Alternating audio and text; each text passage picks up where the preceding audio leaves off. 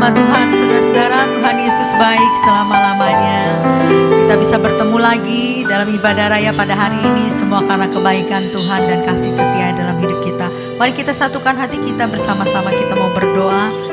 Sungguh kami bersyukur Tuhan buat kebaikan-Mu, pemeliharaanmu dalam hidup kami. Kami bersyukur bahwasannya kasih setia-Mu kekal selama-lamanya dalam hidup kami. Segenap hati kami bersyukur karena kami memiliki Engkau Tuhan Yesus. Allah yang baik, Bapa yang kekal, Bapa yang penuh kasih.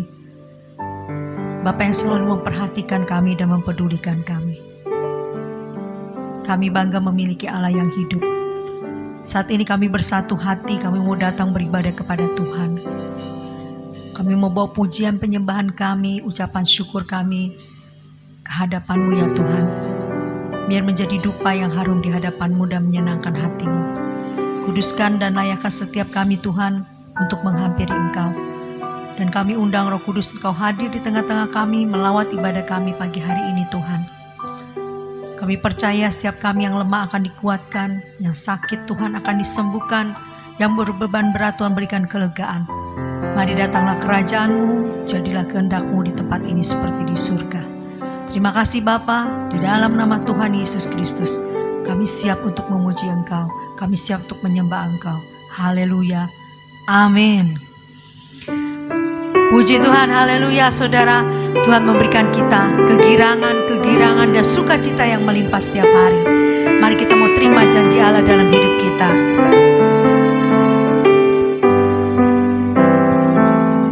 Tuhan memberiku kegirangan dan sukacita melimpah, minyak yang baru dicurahkan,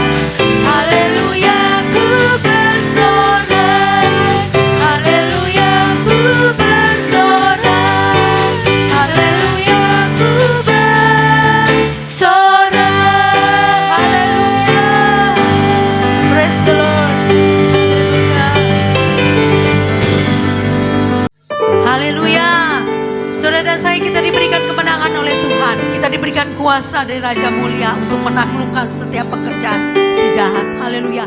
Kita mau gunakan perisai iman, kita mau gunakan ketopong keselamatan, kita mau gunakan semua yang Tuhan sudah sediakan perlengkapan senjata Allah. Mari kita katakan, ku diberi kuasa. Haleluya.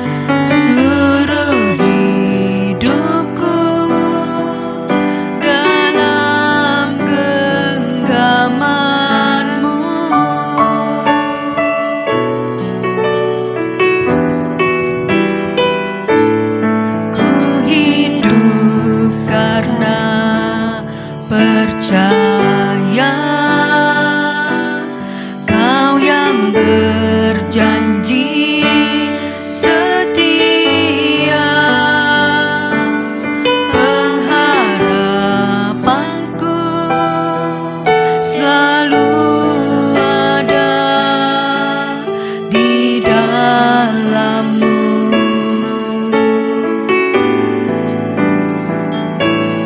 Ku tidak akan menyerah meski dalam kesesakan. Seluruh hidup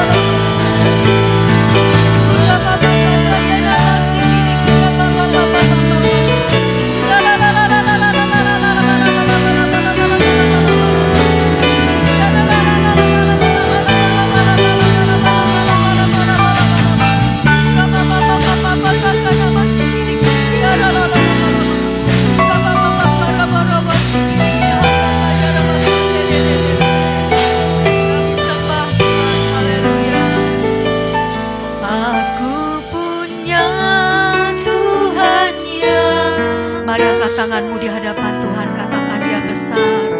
Dia berjanji dan sanggup menggenapi. Imanku bersepakat percaya kuasa-Nya. Ku terima sekarang kemenangan darimu. Ku terima sekarang kemenangan darimu. Sungguh segenap hati kami percaya Tuhan, kalau kami memiliki Allah yang besar, Allah yang menciptakan langit dan bumi beserta isinya, dan bahkan Allah yang menciptakan setiap kami. Rancangan-Mu Tuhan selalu yang terbaik bagi kami. Engkau Bapa yang baik. Pengharapan kami tidak akan pernah sia-sia di dalam Engkau Tuhan. Karena kami tahu bahwa seluruh kehidupan kami ada dalam genggaman-Mu. Kalau hidup kami ada di dalam genggaman-Mu Tuhan, ada di tangan-Mu yang kuat Tuhan, apa yang dapat dilakukan manusia terhadap kami? Ada perlindungan kuasa Allah yang menyertai kami. Sungguh kami bersyukur Tuhan. Kau Allah El Shaddai, Allah yang Maha Dahsyat, selalu hadir di dalam kehidupan setiap kami. Selalu menuntun kami, menopang kami, menguatkan kami, membawa kami selalu ke jalan yang benar. Kami mau buka hati kami untuk kebenaran firman-Mu. Berbicaralah pada kami pada saat ini Bapa. Firman-Mu adalah pelita bagi kaki kami dan terang bagi jalan kami. Singkapkan kebenaran firman-Mu Tuhan. Terangi hati kami. Beri kami pengertian-pengertian yang baru sehingga kami dapat mengerti, dapat mengenal Allah dengan benar. Beri kami hikmat marifat-Mu ya Tuhan. Dan Roh Kudus, Kau tolong kami, mampukan kami untuk kami bisa melakukan kebenaran firman-Mu, sehingga nama-Mu dimuliakan oleh kehidupan setiap kami. Lingkupi kami terus dengan hadirat-Mu Bapa. Kami mau menaklukkan pikiran kami di bawah kaki Kristus.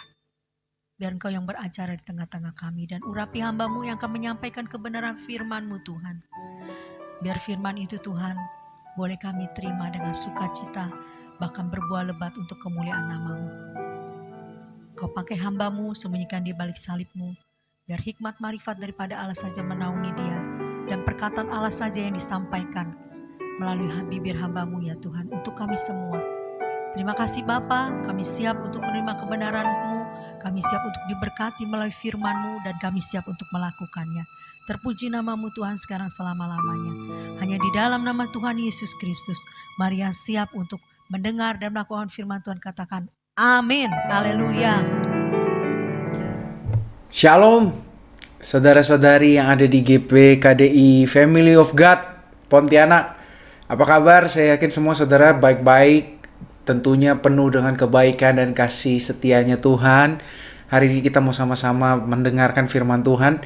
Kita berdoa, terima kasih Tuhan Yesus buat kesempatan yang terus Engkau berikan bagi kami.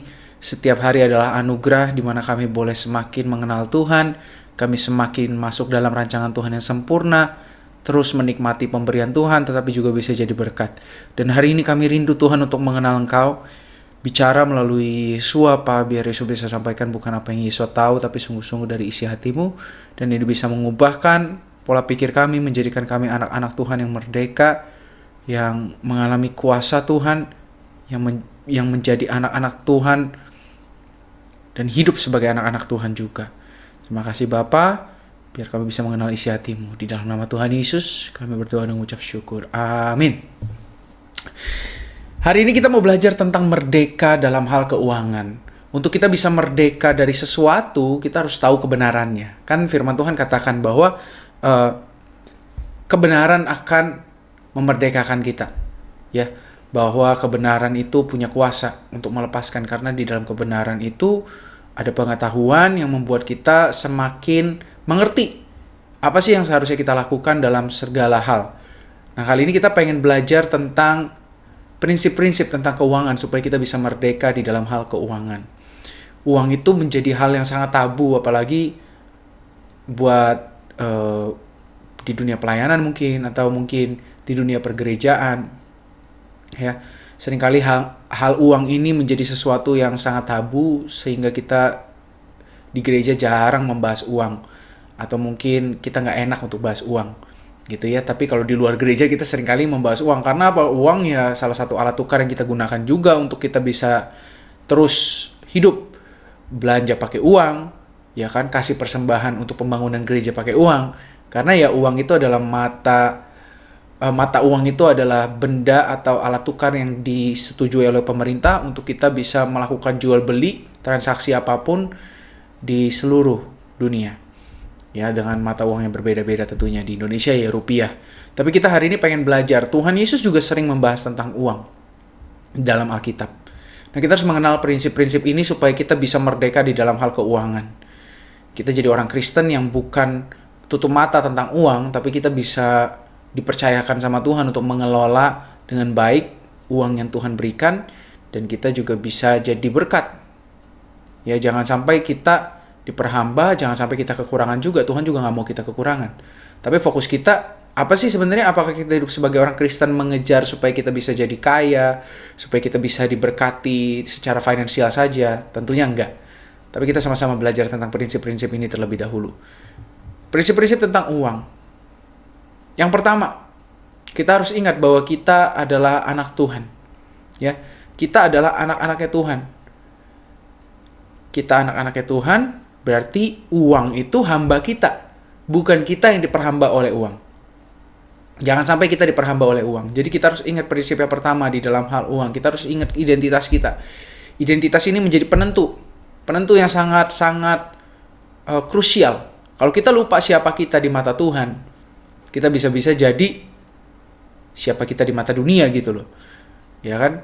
Kalau di dunia ada bahasanya budak korporat. Kalau kita lupa kita anak Tuhan, kita akan jadi budak korporat. Kalau kita lupa kita anak Tuhan, kita akan jadi hamba uang. Ya, dan ciri-ciri orang yang mengenal dirinya sebagai anak Tuhan adalah apa? Di Matius 5 Tuhan bilang, berbahagialah kamu yang membawa damai, karena kamu akan disebut anak-anak Allah. Ciri-ciri anak Tuhan itu membawa damai. Membawa damai dalam arti gini, di dalam hal keuangan. Kita tidak mengorbankan hubungan kita untuk mendapatkan untung untuk diri kita sendiri. Banyak orang mengorbankan hubungan demi mendapatkan mungkin warisan, mungkin mendapatkan presentase profit yang lebih tinggi di dalam organisasi atau di dalam berpartner bisnis dengan partnernya. Mereka korbanin hubungan. Ya kan?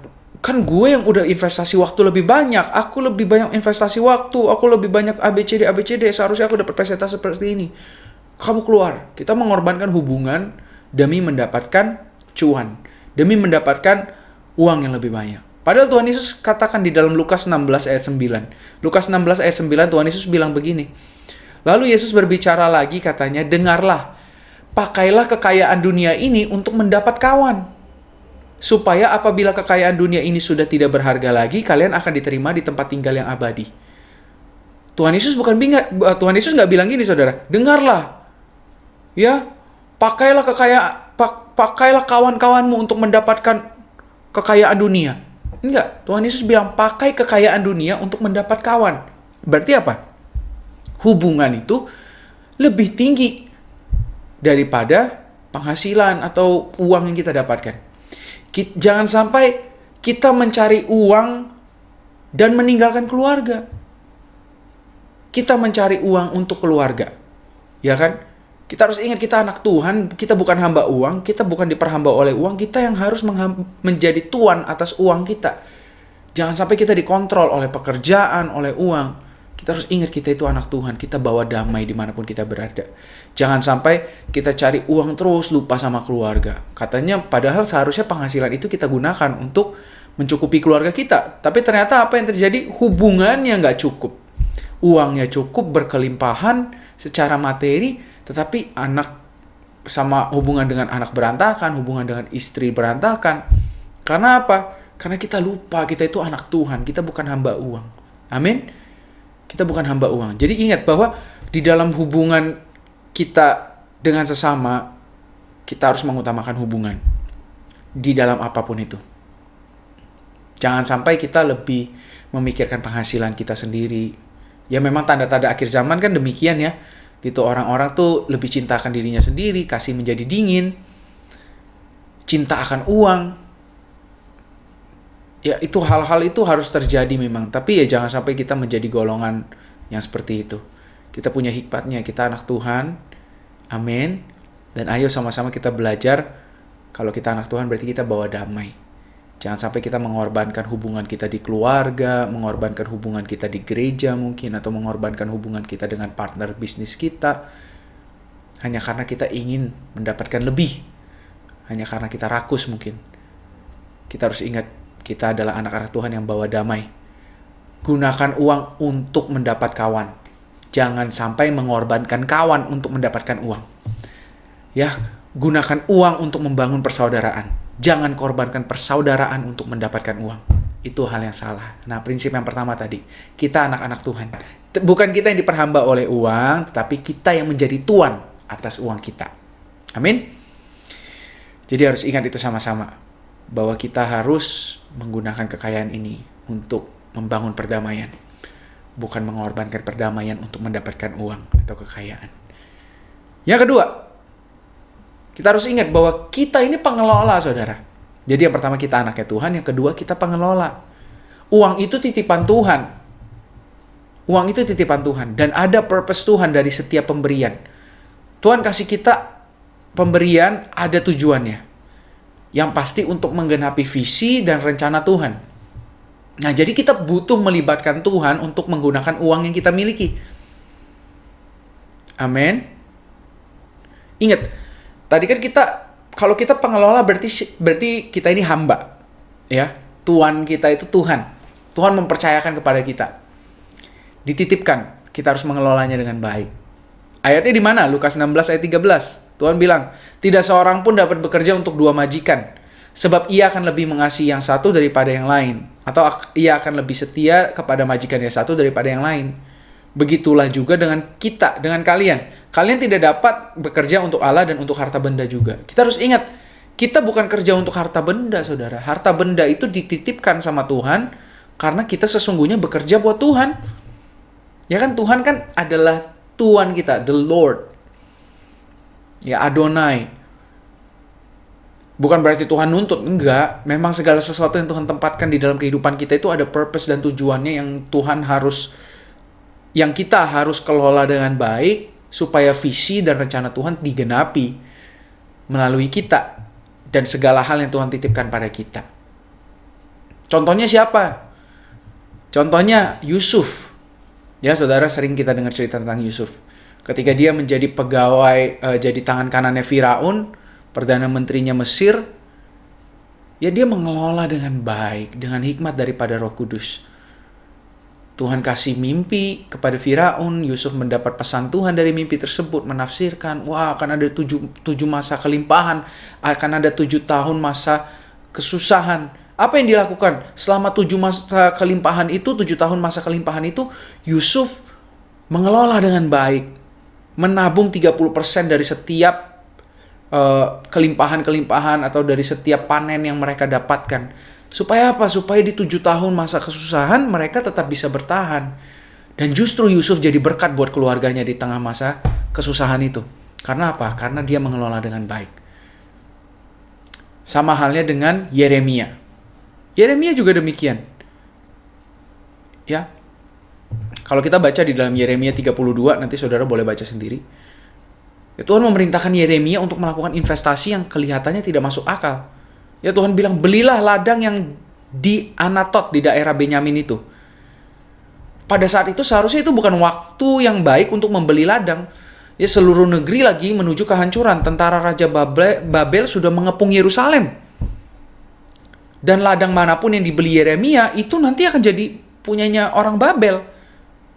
Kalau dipikir-pikir bodoh banget. Orang lagi mau dijajah, kenapa beli tanah? Tanahnya kan jadi milik penjajah. Orang bodoh mana yang akan berinvestasi gitu ketika sesuatu itu akan terjadi, bahkan akan terancam hilang. Tapi jawabannya adalah karena Yeremia mendengarkan Tuhan. Ya, karena Yeremia tahu semua ini milik Tuhan, titipannya Tuhan. Tuhan itu yang merancang masa depan. Bahkan sebelum kita tahu jauh ke depan, Tuhan udah tahu semuanya. Jalan Tuhan di atas jalan kita, rancangan Tuhan di atas rancangan kita. Amin. Tuhan bilang begini, sebab beginilah firman Tuhan semesta alam, Allah Israel, rumah, ladang, dan kebun anggur akan dibeli pula di negeri ini lagi. Nah, Tuhan tuh melihat melampaui reruntuhan dan kehancuran yang sedang akan terjadi pada Yerusalem. Karena kita tahu kita ini hanya pengelola, kita ini hanya hamba, dititipkan.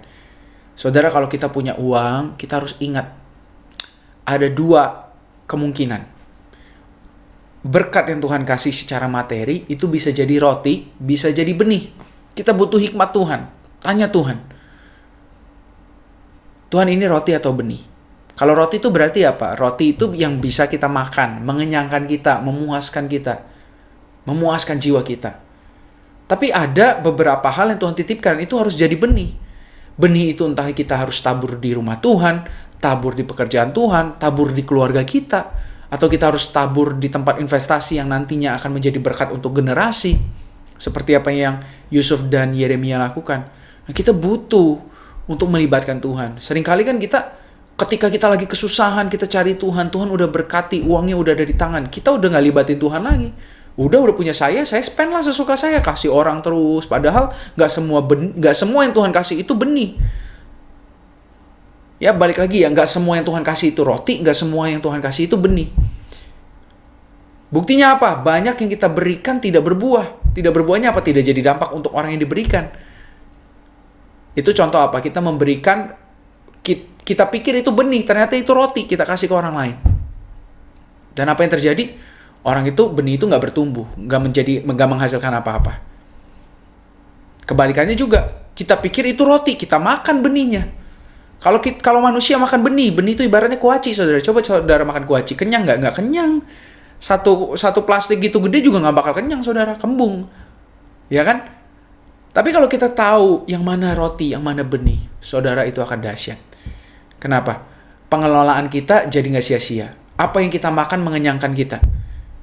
Ya, apa yang kita dapat dan kita tahu Tuhan ini ternyata roti gitu kan. Tuhan kasih tanda, Tuhan kasih jawaban, kita libatin Tuhan.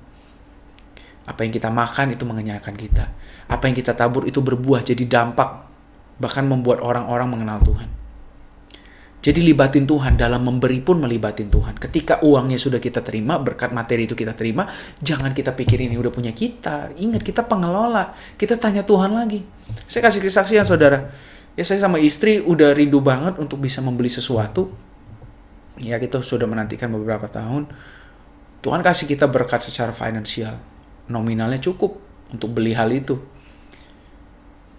Ya kan kita pikir sebagai manusia, ya udah cukup, udah Tuhan kasih uangnya, kita beli aja.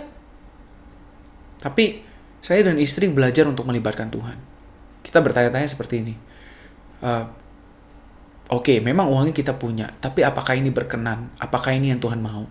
Jangan sampai kita pikir kita punya uangnya, kita belanjain sesuatu yang kita pengen, yang kita pikir itu sesuai dengan kehendak Tuhan, nggak taunya bukan. Akhirnya nanti di tahun-tahun ke depan kita malah susah gitu kan. Kita malah kekurangan. Karena apa? Karena kita seharusnya ini menjadi benih yang harus kita tabur, yang mungkin harus kita investasikan, bukan untuk kita konsumsi sendiri, bukan roti. Jadi kita tanya Tuhan, kita minta tanda sama Tuhan. Tuhan kasih kita tanda. Apakah Tuhan mengizinkan kita beli atau enggak? Karena kita nggak mau ini jadi sesuatu yang sia-sia. Kalau memang Tuhan izinkan beli, kami rindu ini jadi roti yang bisa kita nikmati. Jangan sampai ini ternyata benih yang seharusnya ditabur. Akhirnya karena kita nggak tabur, kita makan, kita beli, kita nggak kenyang, kita nggak bisa nikmatin, kita malah kesusahan. Kita doa, kita minta tanda sama Tuhan. Akhirnya Tuhan jawab. Tuhan kasih tanda juga. Ya, ternyata Tuhan mengizinkan untuk membeli hal tersebut. Nah, kita perlu libatin Tuhan, saudara. Jangan pikir kita itu udah punya semuanya karena Tuhan udah kasih. Ya udah terserah saya lah, saya taruh sini, taruh sana, saya kasih ke sini, kasih ke situ. Jangan. Tanya Tuhan. Libatin Tuhan, minta tanda sama Tuhan. Bilang, Tuhan, aku pengelolamu. Semua yang Tuhan titipin ini untuk kemuliaan Tuhan. Untuk menggenapi visi dan rancangan Tuhan. Tolong aku untuk tahu ini roti atau benih yang Tuhan kasih. Kalau memang ini benih, kasih aku kebijaksanaan, dan orang yang tepat untuk ditabur. Atau kemana aku harus menabur benih ini? Tanya Tuhan lagi, minta Tuhan kasih tanda lagi supaya benih ini ditabur di tanah yang tepat, berbuah, bisa jadi dampak, bisa memuliakan Tuhan. Dan kalau memang ini roti, Tuhan kasih aku hikmat supaya aku bisa menikmatinya juga. Roti ini bisa mengenyangkan jiwaku, bisa aku nikmati, bisa jadi berkat juga di dalam kehidupanku. Amin saudara. Ya jangan sampai kita tidak melibatkan Tuhan. Ingat kita pengelola ya. Jadi yang pertama tadi apa? Kita anak Tuhan. Anak Tuhan berarti apa? Kita nggak boleh dikuasai oleh uang. Kita yang harus menguasai uang. Kita jangan diperhamba sama uang. Tetapi kita yang menjadi tuan atas uang kita. Kita membangun hubungan. Bukan menghancurkan hubungan demi uang. Ya, kita membangun hubungan dengan uang atau kekayaan yang Tuhan percayakan. Lalu yang kedua, kita itu pengelola. Pengelola berarti apa? Segala sesuatu yang Tuhan kasih itu punya Tuhan. Ya, kalau punya Tuhan berarti dalam segala hal ketika kita mau nikmatin, ketika kita mau memberi, kita harus libatin Tuhan, tanya Tuhan, minta tanda sama Tuhan. Tuhan, kepada siapa ini harus ditabur? Apakah ini benih atau roti? Kalau benih berarti harus ditabur supaya itu berbuah, menjadi dampak. Kalau ini roti berarti harus dikonsumsi. Jangan sampai kita mengkonsumsi benih atau kita malah menabur roti. Jangan kebalik. Kita harus menabur benih di tempat yang tepat, mengkonsumsi roti yang bisa menjadi kesegaran bagi jiwa kita, bisa kita nikmati berkatnya. Itu bisa berbuah juga di kehidupan kita. Ya saudara, ingat ya, jangan kebalik ya. Jangan nabur roti, jangan makan benih, tapi makan roti dan tabur benih. Dan itu butuh hikmat Tuhan, melibatkan Tuhan. Seperti yang dilakukan oleh Yeremia dan juga Yusuf. Supaya kita tahu apa yang Tuhan berikan gak sia-sia, bisa jadi berkat, bisa kita nikmati juga. Dan yang ketiga, yang terakhir saudara, Tuhan sangat mencintai kita, jadi kita harus cinta akan Tuhan, bukan cinta akan uang. Amin. Jadi yang pertama, kita anak Tuhan, harus ingat itu, prinsip-prinsip di dalam mengelola keuangan. Kedua, kita pengelola, semua milik Tuhan, jadi libatin Tuhan, supaya kita tahu mana roti, mana benih. Yang ketiga, kita harus cintakan Tuhan, bukan cintakan uang. Karena apa? Karena Tuhan juga sangat mencintai kita terlebih dahulu. Amin. Tuhan sangat mencintai kita terlebih dahulu. Nah, yang ketiga kita baca di dalam Lukas 12 ayat 13-34. Ini perumpamaan tentang orang kaya yang bodoh. Saya akan bacakan buat saudara dalam terjemahan baru, saudara nanti boleh simak. Ya. Seorang dari orang banyak itu berkata kepada Yesus, "Guru, katakanlah kepada saudaraku supaya ia berbagi warisan dengan aku." Tetapi Yesus berkata kepadanya, "Saudara, siapakah yang telah mengangkat aku menjadi hakim atau pengantara atas kamu?" Katanya lagi kepada mereka, "Berjaga-jagalah dan waspadalah terhadap segala ketamakan. Sebab walaupun seorang berlimpah-limpah hartanya, hidupnya tidaklah tergantung daripada kekayaannya itu." Tuh saudara, ingat ya, hidup kita nggak tergantung dari apa yang kita miliki. Hidup kita tergantung dari siapa pemilik kita. Yang punya kita siapa sih? Tuhan, saudara. Jadi hidup kita tuh tergantung sama kata-kata Tuhan, bukan seberapa banyak harta yang kita miliki. Banyak orang bisa punya harta, belum tentu mereka sehat. Ya kan? Karena apa? Kita itu milik Tuhan. Yang pelihara kita itu Tuhan, bukan apa yang ada di tangan kita. Nah, Lukas 12, saya lanjut baca ayat 16 ya. Kemudian ia mengatakan lagi, Tuhan Yesus berkata lagi kepada mereka suatu perumpamaan. Tuhan bilang kayak begini, ada seorang kaya, tanahnya berlimpah-limpah hasilnya. Ia bertanya dalam hatinya, apakah yang harus aku perbuat? Sebab aku tidak mempunyai tempat di mana aku dapat menyimpan hasil tanahku. Lalu katanya, Oke. Inilah yang akan aku perbuat. Aku akan merombak lumbung-lumbungku dan aku akan mendirikan yang lebih besar dan aku akan menyimpan di dalamnya segala gandum dan barang-barangku. Sesudah itu aku akan berkata kepada jiwaku, jiwaku, ada padamu banyak barang, tertimbun untuk bertahun-tahun lamanya. Beristirahatlah, makanlah, minumlah, dan bersenang-senanglah. Tetapi sayang sekali, firman Tuhan kepadanya, hai engkau orang bodoh, pada malam ini juga jiwamu akan diambil daripadamu. Dan apa yang telah kau sediakan untuk siapakah itu nanti? Semua yang udah kamu kumpulin tuh buat siapa nanti, kata Tuhan. Malaikat Tuhan bilang. Ya kan, demikianlah jadinya orang yang mengumpulkan harta bagi dirinya sendiri, jikalau ia tidak kaya di hadapan Allah. Saudara, kita bisa mengumpulkan sebanyak-banyaknya yang kita mampu. Tanah yang banyak, ya kan? Uang di rekening yang banyak. Tapi kalau kita nggak cinta sama Tuhan, sia-sia. Karena apa? Ujung-ujungnya harta kekayaan itu cuma buat diri kita sendiri. Gak bisa jadi berkat buat generasi, gak bisa jadi berkat buat pekerjaan Tuhan, gak bisa jadi berkat untuk banyak orang. Ya saudara, kita kan dipanggil bukan buat jadi kaya, kita dipanggil buat jadi berkat. Kalaupun kita sudah kaya, puji Tuhan. Tapi goal utamanya bukan jadi kaya, kita bisa jadi berkat sebelum kita jadi kaya. Amin. Karena banyak orang kaya juga gak jadi berkat. Nah, kita harus ingat, kita harus cinta Tuhan. Untuk kita bisa jadi berkat, kita harus cinta Tuhan. Jangan cinta kekayaannya. Kan Tuhan bilang kan, akar dari segala kejahatan adalah cinta akan uang. Kalau kita udah cinta sama uang, saudara, aduh kita pasti udah lupa. Lupa kayak yang tadi, lupa kalau kita itu anak Tuhan, lupa kalau kita itu pengelola, yang seharusnya apa yang kita punya bisa jadi berkat, malah buat diri kita sendiri doang. Karena kita cintakan uang. Gitu loh, cintakan uang itu, aduh, membutakan segalanya. Segala sesuatu kita ukur pakai uang, gak damai sejahtera. Hidup kita jadinya penuh ketakutan. Ya banyak orang punya harta kekayaan yang banyak, tidurnya gak nyenyak, kata Amsal. Tapi mereka punya cukup, mereka bisa tidur dengan nyenyak.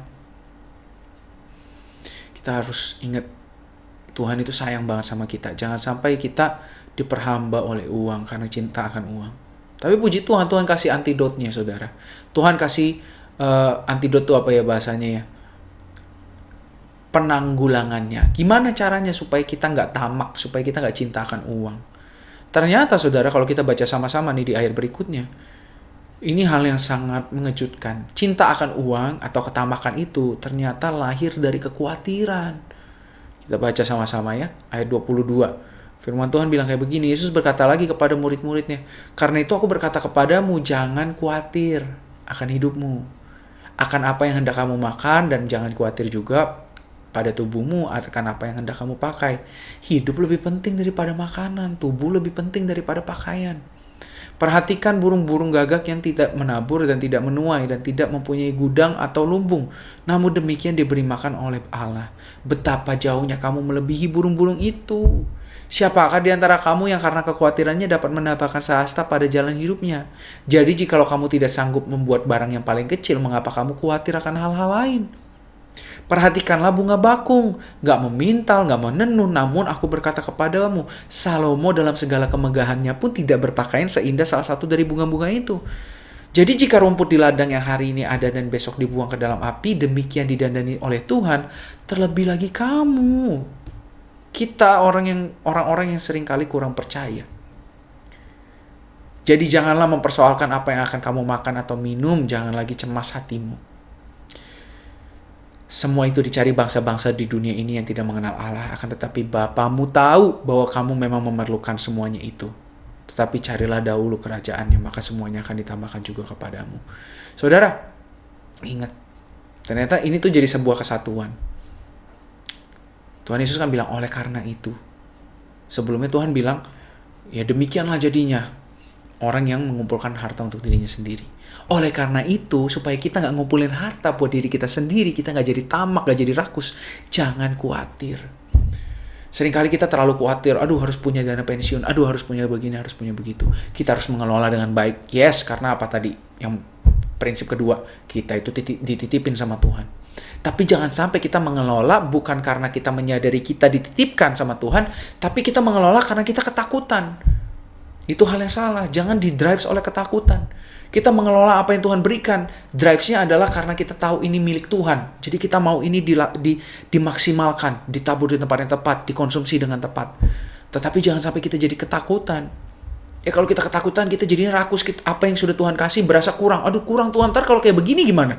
Kalau nanti tahun depan begini gimana? Kalau corona lagi gimana? Kalau ada pandemik lagi gimana Tuhan? Kurang, aku butuh lebih banyak lagi, aku butuh lebih ini. Kita lupa pemelihara hidup kita itu Tuhan. Amin. Ingat, kita kelola semampu kita dengan maksimal libatkan Tuhan. Tetapi jangan sampai di drives atau didorong oleh ketakutan. Jangan khawatir, ingat kita berharga banget di mata Tuhan. Kalau burung pipit aja Tuhan pelihara, masa iya sih Tuhan gak pelihara kita, saudara? Jangan pusingin makan minum, jangan pusingin pakaian. Tuhan pasti kasih semuanya tepat pada waktunya. Kita gak mungkin kelaparan. Ya, Tuhan sayang banget sama kita. Makanya Tuhan Yesus bilang, prinsip yang keempat, cari kerajaannya Tuhan. Prinsip yang keempat ini nyambung sama yang ketiga. Orang yang cinta Tuhan tuh pasti mengutamakan Tuhan lebih dahulu. Kita harus mengutamakan Tuhan lebih dahulu. maka semuanya akan ditambahkan. Kalau ditambahkan tuh berarti apa? Ditambah, berarti segala sesuatu yang dibutuhkan itu udah pasti dicukupi. Tapi ketika kita sungguh-sungguh mencari Tuhan, Tuhan percayakan lebih, ya kan?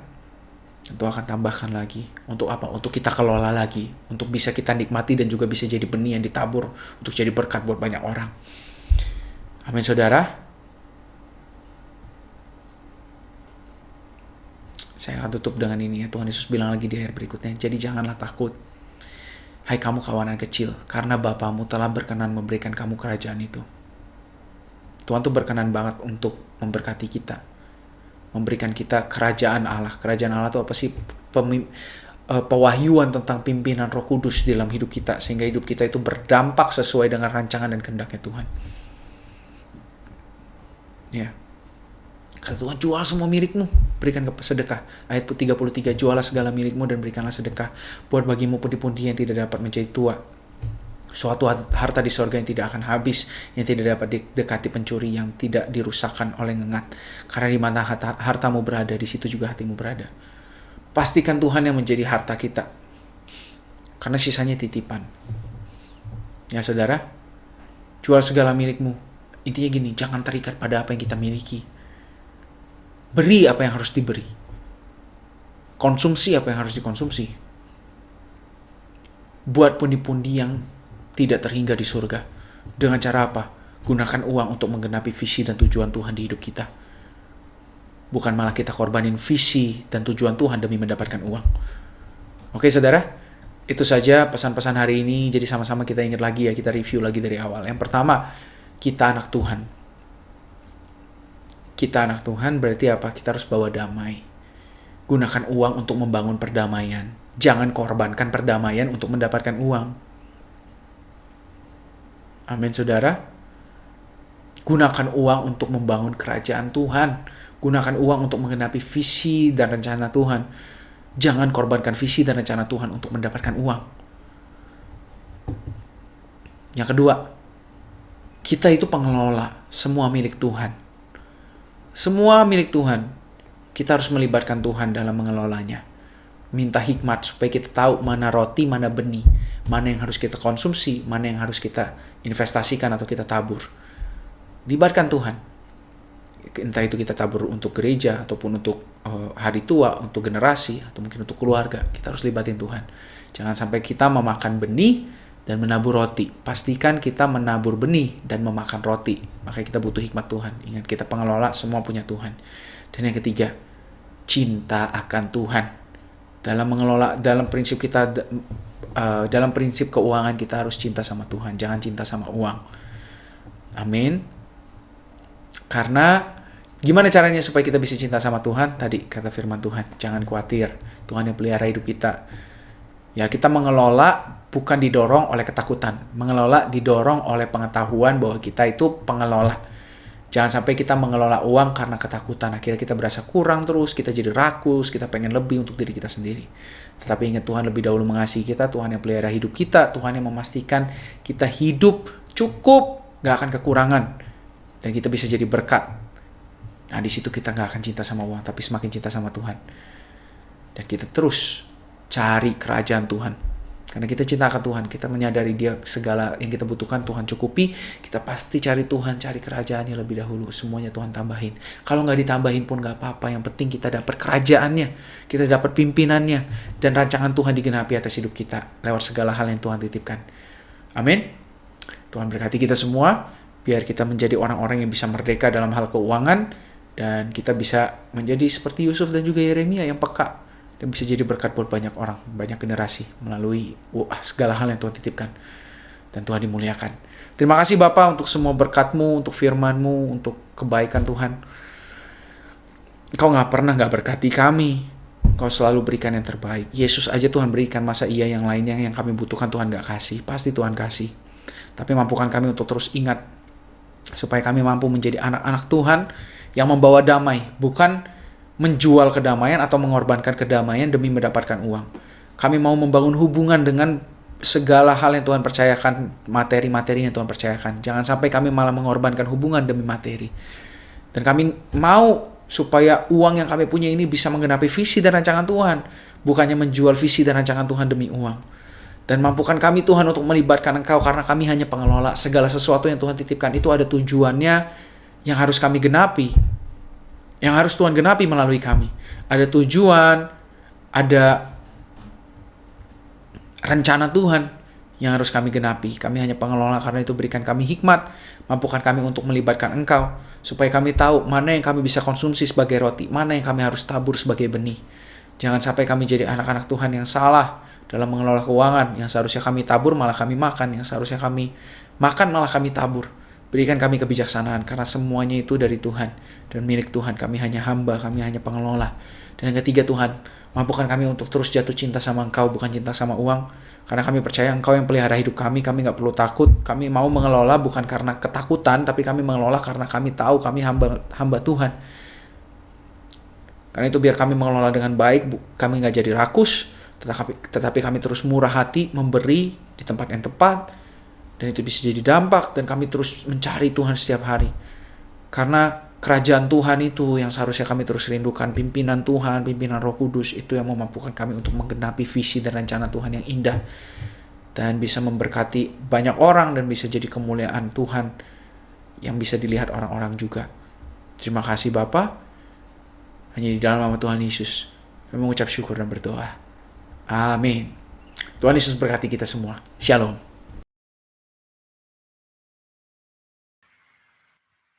Terima seluruh berkat ini. Tuhan melindungi engkau dan memberkati engkau.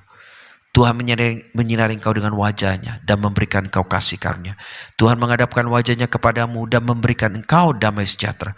Terima dan alami seluruh berkat ini. Di dalam nama Bapa, Putra dan Roh Kudus, di dalam nama Tuhan Yesus Kristus, engkau terus bertumbuh menjadi pribadi yang dewasa, hidup dalam kasih dan kebenaran, dan engkau menjadi mempelai Allah tanpa cacat dan celah, karena roh, jiwa, dan tubuhmu terpelihara sempurna. Dalam nama Tuhan Yesus, setiap kita percaya berkata, amin. Tuhan berkati saudara, selamat pagi. Biar roh, jiwa, dan tubuhmu terpelihara sempurna tanpa cacat celah menanti kedatangan Tuhan yang kedua kali. Tuhan berkati, shalom.